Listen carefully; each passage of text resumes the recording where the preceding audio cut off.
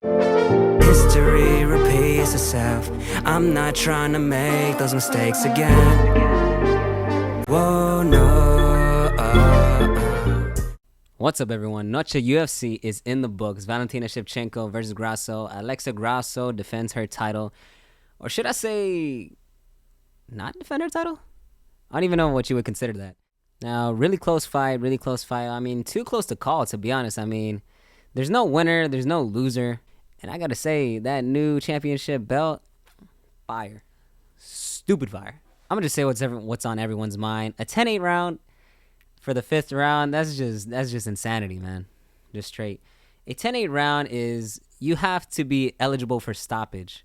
And like you're not intelligently defending yourself. Valentina, she was moving, she had her hands up. Everything in the 5th round. I mean, Alexa, she threatened with a lot of ground and pound. She put up a couple of submission attempts. However, Valentina was just right on top of everything. You know, she was moving, she was ducking, and she wasn't really in too much danger. However, I mean, you be the judge. You think Valentina won that? You think Alexa Grasso won that? Me, to be honest, it could have gone either way. I mean, I'm happy with the decision, but I'm not happy with the delivery. Do I think both girls run it back? I kind of don't. It just holds up the division. We have a lot of killers waiting in the wings. You know, Aaron Blanchfield in the flyweight division. I mean, we could be gearing up to see like a Moreno Figueiredo trilogy, bro, or a quadrilogy. Like, to be honest, where they're just moral enemies and stuff. This last year has just been filled with just arch rivals, nemesises, and everything, all of the above. We've just been getting bombarded with UFC fights, great storylines, everything you could ever ask for as a mixed martial arts fan. I mean, the definite winner of this match is definitely the fans, but we saw a lot of different things coming out from Alexa Grasso. The ability to scramble once she's on her back, and then Valentina implementing the game plan that I knew she was going to do. I knew she was going to shoot a lot more. I knew she was going to put a lot more offense onto the ground. One thing I have to say, though, is there's a lot of missed opportunities that she had when she was on the ground. Like, there was opportunities to get, like, a rear naked choke or an armbar in Alexa. But Alexa was just a hair faster, just a little bit faster than what we saw from Valentina.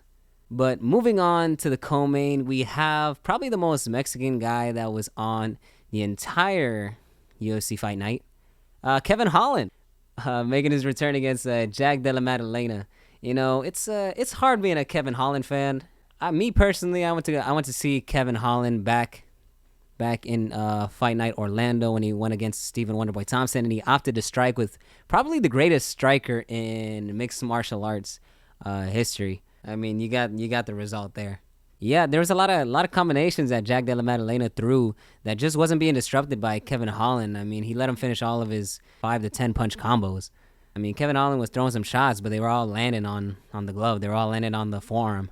I wish he would have thrown up a little bit more takedowns. I mean, he was backing him up, but when none of the shots are landing, you just can't give it to him. 2 out of 3 rounds, unanimous decision. That's something that I agree with. But Kevin Holland, I mean, he said it best. It doesn't matter how many fights it takes. You know, if I become champion, I become champion. But there's really no rush, and he looks a lot better at welterweight than he did at middleweight, to be honest. So I think this is the perfect division for him. Speaking of which, we have Raul Rosas Jr. making his return after his loss to a previous foe, which tested his wrestling.